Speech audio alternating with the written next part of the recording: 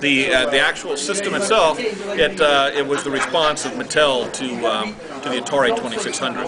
The Atari 2600 was, there had been some video game home games in the past, mostly dedicated Pong machines, but Atari came out with their 2600, which was a microprocessor-based system. It could play different games, and someone at Mattel, a guy named Richard Chang, head of our design and development thing, said, design and development department said, you know, Mattel, the largest toy company in the world, should have something like that. You know, that shouldn't be just there.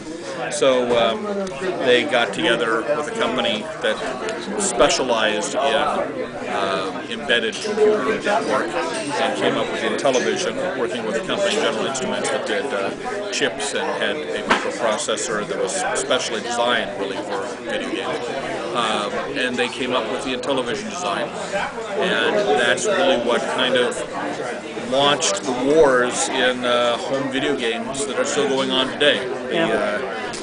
Once Mattel, the largest toy company in the world, said, oh yeah, we're going to sell a $300, I mean, yeah, we're selling $5 Barbies, and now we're going to be selling a $300 video game unit. Now suddenly people started taking notice, the press started taking notice. Wait a minute, this video game thing, that's not just a fad. That's not just a fad if you got if Mattel Toys is involved in it. So once you had that fight, and that kind of still goes on today, you know, the press loves to cover a battle. And once you had Mattel versus Atari, and the thing was, it was very rare at that time for commercials to mention the competitors. Usually they said brand X. But in our case, they said, here's Mattel, here's Atari, screenshots side by side. Look for yourself which one is better.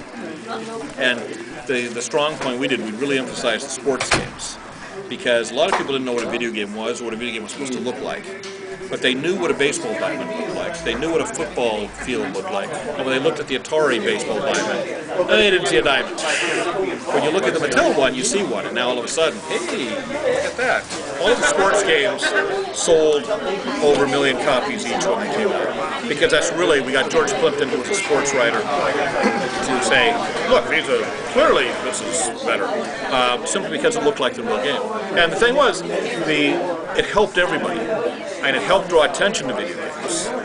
And it helped on the Atari players.